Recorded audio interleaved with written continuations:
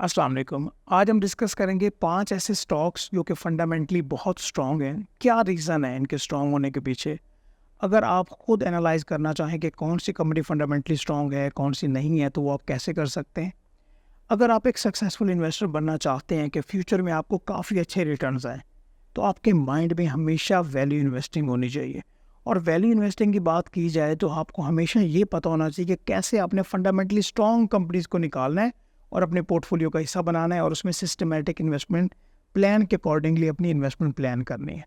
तो यही सारा कुछ आज हम कवर करने वाले हैं कि कैसे आप फंडामेंटली स्ट्रॉन्ग कंपनीज़ की सिलेक्शन करेंगे और प्रैक्टिकली मैं आपको वेबसाइट पे जाके बताऊंगा और नंबर्स आपको दिखा रहा हूँ कि कौन से नंबर्स इंडिकेशन करते हैं कि ये कंपनी फंडामेंटली स्ट्रॉन्ग है।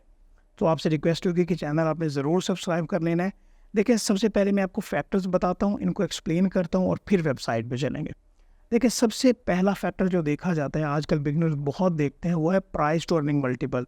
लेकिन इसको कन्फ्यूज़ किया जाता है। मैं आपको ये क्लियर बता दूँ कि जब भी आप डेटा पोर्टल पे जाएँ या किसी भी ब्रोकर की वेबसाइट पे जाएँ और प्राइस टू अर्निंग रेशियो या मल्टीपल देख रहे हो, तो आपने हमेशा, मिसाल के तौर पे कमर्शियल बैंक्स को देख रहे हैं, तो उसमें फर्टिलाइज़र की कंपनी के साथ आप कंपैरिज़न मत कीजिएगा। हमेशा उसी इंडस्ट्री में रहते हुए सेम टू सेम कंपनीज़ की आपने सिलेक्शन करना है अगर आपने कंपैरिज़न करना है। अच्छा, मिसाल के तौर पे आप वहाँ पे देखते हैं जी, प्राइस टू अर्निंग रेशियो ये 5 है, ये 10 है। हाई हो तो क्या होगा, लो हो तो क्या होगा? मिसाल के तौर पे अगर प्राइस टू अर्निंग रेशियो कम है, लो है, अगर बाकी कंपनी से आप सिलेक्शन करें तो इसका क्या मतलब हो सकता है? मे बी वो कंपनी अंडर वैल्यूड है और अगर आप वैल्यू इन्वेस्टिंग को माइंड में रख रहे हैं तो आपको इसमें इन्वेस्टमेंट प्लान करना चाहिए। लो की बात, अभी हाई की बात कर लेते हैं। कोई जिस कंपनी को आप कंपैरिजन में लेके आ रहे हैं, मे बी उसकी कुछ ऐसे प्लान्स हों इनोवेशन को लेके, उसने अपनी कैपेसिटी बिल्ड की हो, कोई टेक्नोलॉजी की, या कोई भी ऐसी कंपनी हो जो कि फ्यूचर में काफ़ी अच्छा परफॉर्म करने वाली है, कोई ऐसी प्रोडक्ट लॉन्च करने वाली है जो कि आवाम के लिए बहुत ज़्यादा फ़ायदेमंद होगी और उसकी सेल्स या रेवेन्यू बहुत बेहतर होंगी। मे बी आप उसके लिए हाई प्राइस देने को तैयार हो जाएं। अभी प्राइस टू अर्निंग रेशियो का क्रक्स क्या है? मिसाल के तौर पे किसी कंपनी की प्राइस टू अर्निंग रेशियो है 5, पी मल्टीपल 5 है। इसका क्या मतलब है कि वो कंपनी जो 1 रुपया अर्न कर रही है ना, जो उसकी अर्निंग्स है, जो उसकी इनकम है, उसके ऊपर आप उसको 5 रुपए देने के लिए तैयार हैं। अभी आप देख लें, अगर किसी की 20 होगी तो आप 20 देने के लिए तैयार हैं। अगर किसी की 2 या 3 होगी तो आप उसकी 1 रुपए की अर्निंग के बदले में उतने रुपए देने को तैयार हैं। ये बात समझ आ गई? इसका मतलब ये हुआ कि सिर्फ ये फैक्टर नहीं देखा जा सकता अगर आपने वैल्यू इन्वेस्टिंग को माइंड में रखना है। इसके अलावा फैक्टर्स बहुत इंपॉर्टेंट है, वो मैं आपको बताने जा रहा हूँ। डिविडेंड्स की हमने बात कर ली कि पिछले 3, 4, 5 सालों में डिविडेंड्स किस तरह से आ रहे हैं। बोनस शेयर्स की बात की, डिविडेंड यील्ड की बात की कि भाई कौन सी कंपनी की डिविडेंड यील्ड बहुत बेहतर रही है पिछले कुछ सालों में। इसके अलावा फैक्टर्स बहुत इंपॉर्टेंट है, वो देखिएगा। ये थोड़े से टेक्निकल भी हैं, बट मैं आपके लिए आसान कर रहा हूँ। ये टोटल एसेट्स आपने देखने हैं। कहाँ से देखूंगा? अभी मैं आपको वेबसाइट पे लेके जाने जा रहा हूँ। आप देखेंगे कंपनी के टोटल एसेट्स में किस तरह से परफॉर्मेंस है। टोटल एसेट्स में भी 2 पार्ट होंगे, एक करंट एसेट होंगे, एक नॉन करंट एसेट्स होंगे। आप पिछले 5 सालों में या 3 सालों में या 4 सालों में देखें कि ओवर द ईयर, लाइक 2019 से 20 में, 20 से 21 में, 21 से 22 में, उसके टोटल एसेट्स में क्या इजाफा हो रहा है और फिर उसके जो नॉन करंट एसेट्स हैं, क्या उसमें इजाफा हो रहा है, अगर इजाफा हो रहा है तो ये बहुत अच्छी इंडिकेशन है। ये मैं आपको बड़ी टेक्निकल बात बता रहा हूँ। जो भी वैल्यू इन्वेस्टिंग को लोग माइंड में रखते हैं वो ये फैक्टर ज़रूर देखते हैं। सही। इसके बाद जो आपने देखना है, आपने देखना है कि इक्विटी या बुक वैल्यू कंपनी की क्या है, क्या वो ओवर द ईयर बढ़ रही है? अगर बढ़ रही है तो एक बेहतरीन अपॉर्चुनिटी है। एंड द लास्ट में कि एंटरप्राइज वैल्यू, आपको ये भी पता हो कि एंटरप्राइज वैल्यू की क्या परफॉर्मेंस रही है ओवर द ईयर। ये जो चंद फैक्टर्स मैंने आपको बताए हैं, अगर हम इनको देखें तो इसके बाद हम ये एनालाइज कर सकते हैं और अपने पोर्टफोलियो में हिस्सा बना सकते हैं चंद कंपनीज को जो कि फंडामेंटली बहुत स्ट्रांग होगी। अभी पाकिस्तान स्टॉक एक्सचेंज की बात करें तो इसमें 500 से ज़्यादा कंपनीज हैं।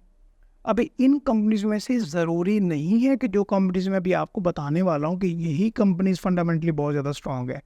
आपको हर सेक्टर में ऐसी कंपनीज मिलेंगी जो कि फंडामेंटली बहुत स्ट्रांग होंगी या हो रही होंगी, क्योंकि उनके स्टैट्स ये बता रहे होंगे क्वार्टरली बेसिस पे, एनुअली बेसिस पे।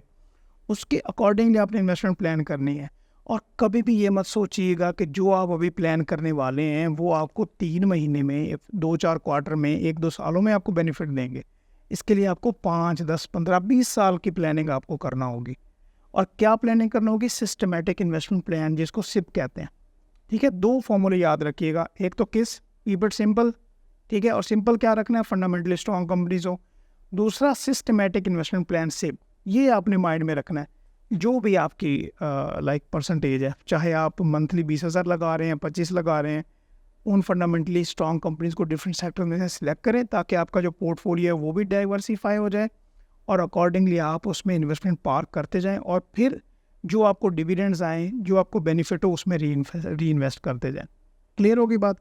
अभी मैं आपको वेबसाइट पे लेके चलता हूँ, और ये जो बातें सारी मैंने आपको बताई हैं, ये मैं आपको वहाँ पे डिस्कस करवाता हूँ। पाकिस्तान स्टॉक एक्सचेंज का डेटा पोर्टल मैंने ओपन किया है, और साथ scstrade.com की वेबसाइट भी मैंने ओपन कर ली है, और यहाँ पे मैंने मीज़ान बैंक के स्टैट्स निकाले हैं। राइट साइड पे अगर आप देखें तो आपको ये पी रेशो मिल जाएगी 4.21। क्या मतलब कि अगर आप मीज़ान बैंक अगर ₹1 कमा रहे हैं, तो उसके बदले में आप 4.21 रुपये उसको दे रहे हैं। ये बात समझ आ रही? ठीक है। इसी तरह से आप कमर्शियल बैंक्स वाली कैटेगरी में रखते हुए डिफरेंट बैंक्स के साथ पी रेशो को कंपेयर कर सकते हैं। क्लियर हो गया। और यहीं से हमें दूसरा पॉइंट मिल जाता है, वो क्या कि पे आउट्स में हमें डिविडेंड्स और बोनस शेयर्स की डिटेल आ रही होती है पिछले 3-4 सालों से, तो यहाँ पे हमें ये भी आइडिया हो जाता है। अभी हम अपने जो फर्दर नेक्स्ट पॉइंट है उसकी तरफ मूव करते हैं। वो ये है कि आप ये स्टैंडर्ड कैपिटल सिक्योरिटीज़ या scstrade.com की वेबसाइट पे आइएगा, और यहाँ पे फंडामेंटल एनालिसिस में आपको डिफरेंट ऑप्शंस मिल जाते हैं, जिसमें ये कंपनी स्नैपशॉट का आपको ऑप्शन मिल जाता है। यहाँ पे आप क्लिक करेंगे तो ये वाले इस तरह का आपके पास ये टैब ओपन होगा, और यहाँ पे आपने सर्च कर लेना है जी। अच्छा, जो 4-5 कंपनीज़ हैं उनमें कौन कौन सी है, लाइक मैंने आपको सिलेक्ट की, एग्रो कॉरपोरेशन है, ILP है, सिस्टम्स लिमिटेड है, लकी सीमेंट है, मीज़ान बैंक है। अच्छा, 500 से ज़ायद कंपनीज़ हैं, 5-6 कंपनीज़ मैंने आपको फंडामेंटली स्ट्रॉन्ग्स बताएं जो कि मेरे एनालिसिस के मुताबिक हैं। इसका मतलब ये नहीं कि सिर्फ यही हैं भाई, इसके अलावा और भी बेशुमार कंपनीज़ हैं, बट आपको एक तरीका बता रहा हूँ जिससे आप उनकी सिलेक्शन कर सकते हैं और अकॉर्डिंगली अपने पोर्टफोलियो का हिस्सा बना सकते हैं। समझ आ गई बात? तो यहाँ पे लेट्स से आप ये शॉर्ट की जो उसका होता है वो हम यहाँ पे लगाएंगे, और साथ इसको स्नैप पे लेके आएंगे, तो आगे फर्दर आपके पास ये उसके ये डिटेल आ जाएंगे। अच्छा, यहाँ पे आपने आना है जी फाइनेंशियल्स में। ये देखिएगा लेफ्ट साइड पे ये फाइनेंशियल्स हैं, और यहाँ पे आपने ईयरली फाइनेंशियल्स में आ जाए। सही, क्लियर हो गई ये बात? अच्छा, यहाँ पे सबसे अहम बात जो देखने वाली है वो मैं वो एसेट्स पे तो आपको लेके जाता ही हूँ। अगर आप ये पहले ईयर्स देखें, पहले ईयर्स की बात है कि ये ज़रा ये लेफ़्ट टू राइट की तरफ ये शुरू हो रहे हैं कि हाँ, तो यहाँ पे सेल्स अगर देखें तो 58,000 है, देन 48, 54, 97, 114, तो लाइक सेल्स इसकी अच्छे तरीके से बढ़ रही हैं। सही। जो मेन काम है हमारा देखने वाला, उसकी तरफ हम आ जाते हैं, और टोटल एसेट्स के ऊपर ज़रा आप नज़र दौड़ाइए कि total assets over the year किस तरह से इनकी परफॉर्मेंस रही है।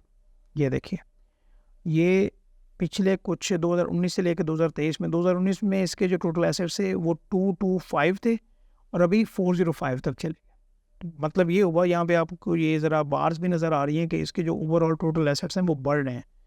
और टोटल एसेट्स में से सिर्फ फिक्स एसेट्स को अगर आप देखें और इन्वेस्टमेंट्स को देखें तो फिर भी आइडिया होता है। ये ज़रा इसके ज़रा फिक्स एसेट्स को देखिएगा कि 106 थे और अभी ये 260 पे पहुंच चुके हैं। और जो इन्होंने इन्वेस्टमेंट्स की हुई हैं, एक कंपनी जो होती है वो अपनी कंपनी में, कंपनी के अलावा काफ़ी और उसके छोटे छोटे सेगमेंट्स होते हैं जिनमें इन्वेस्टमेंट उन्होंने पार्क की हुई होती है। तो पहले ये 36 मिलियन थी, जो कि अभी 120 मिलियन है। इससे ये जाहिर होता है इसके एसेट से कि ये कंपनी जो है ये फ्यूचर में काफ़ी बेहतर परफॉर्म कर सकती है। क्लियर होगी बात? इसी तरह से एक और सेगमेंट होता है जिसमें आप लायबिलिटीज़ को देख रहे होते हैं इन कंपैरिजन टू एसेट्स के। लायबिलिटीज़ को बहुत ज़्यादा एक्स्ट्राऑर्डिनरी तो नहीं बन रही, ठीक है। अच्छा, यहाँ पे मैंने आपको एक ये कंपनी बताई कि आपने उसके फाइनेंशियल्स किस तरह से देखने हैं। उसके बाद ये ईयरली रेशोज़ पे आ जाएँ। ईयरली रेशोज़ पे अगर हम आएँ तो यहाँ से भी हमें काफ़ी आइडिया हो जाता है। ज़रा एक बार ये ब्राउज़ हो जाए तो मैं आपको इसके बारे में बताता हूँ कि यहाँ पे हमें जो हमने देखा है और वो हमें रेशोज़ के बारे में बताता है। और ये देखें, ये बुक वैल्यू हो गई, ये देख लें आप, book value over the period 2019 में 44.27 पे थी और अभी 121.83 पे। सही हो गया बात? ये डिविडेंड की बात हो रही है कि 2022 में, 21 में, 23 में इन्होंने किस तरह से डिविडेंड्स दिए हैं, डिविडेंड ग्रोथ किस तरह से हो रही है। तो ये वाले जो ये अभी इंटरप्राइज वैल्यू आ गई लास्ट पे कि एवरेज की अगर हम बात करें तो 2019 में 136 पे थी, अभी 195 पे है। तो ओवरऑल मैंने सिर्फ एक कंपनी का आपको बताना था, बाकी आपने खुद इस तरह से एनालाइज करना है कि आपके एनालिसिस के मुताबिक कौन सी कंपनी को अगर आप वैल्यू इन्वेस्टिंग की तरफ लेके जाएं और उसमें भी सिस्टमेटिक इन्वेस्टमेंट प्लान को लेके चलें तो फ्यूचर में आपको काफ़ी भी रिटर्न्स हो सकते हैं, ठीक है। तो ये कुछ एडिशनल पॉइंट्स थे जो कि मैंने आपको बताना थे। आपने अपनी जो राय है उसके बारे में बताना है, तो हम आपके कमेंट्स ज़रूर एनालाइज़ करेंगे। तो आपसे रिक्वेस्ट होगी कि चैनल आपने ज़रूर सब्सक्राइब करना है और बताना है कि नेक्स्ट हम किस टॉपिक पे वीडियो बनाएँ। ठीक है? Thank you so much.